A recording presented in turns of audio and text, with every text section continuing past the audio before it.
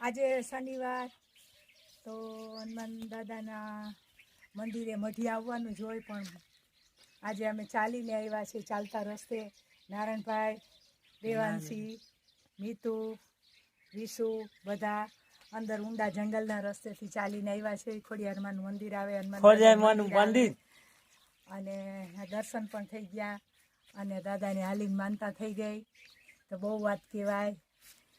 એટલે દાદાની દયા હોય તો જ થાય. હાલી નવાય, નહીંતર ના હાલી શકાય. 6.5 કિલોમીટર થાય ને બસ હવે પહોંચ્યા.